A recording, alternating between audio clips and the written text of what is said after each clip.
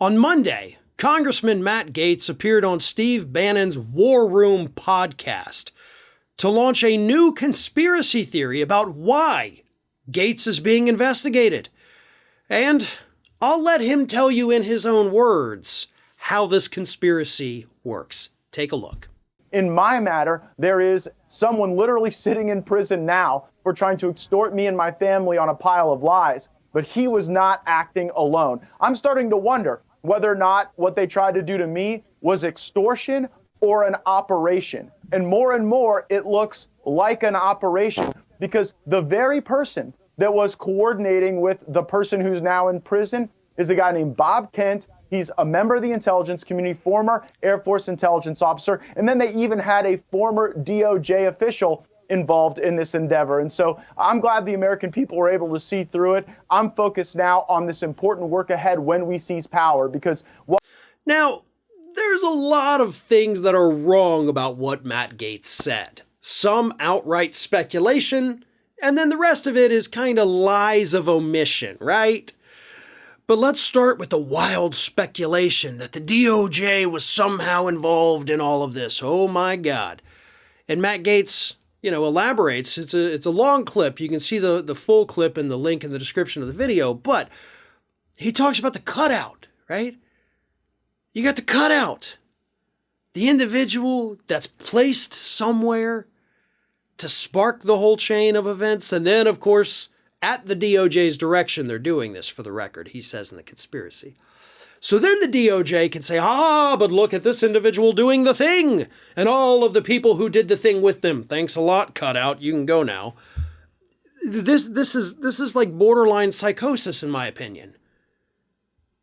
But we all know why he's doing this. He's trying to distract from the fact that his ex-girlfriend has been given immunity in exchange for her cooperation in this investigation, and now he's panicked. It took him a while, by the way, to come out after all that news broke. He didn't immediately come out there with this new conspiracy.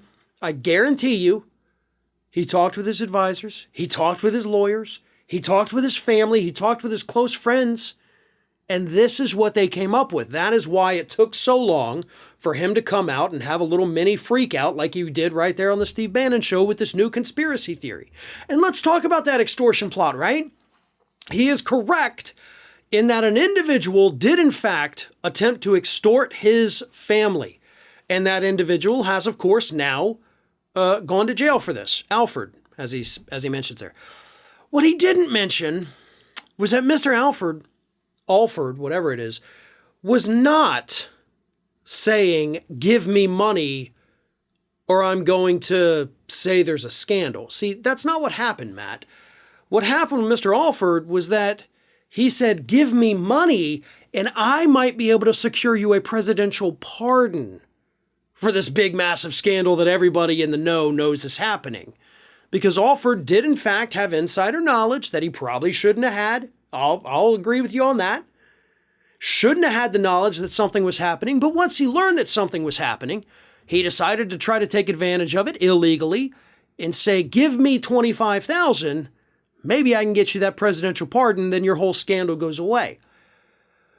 But the scandal exists without the extortion plot. Do you see?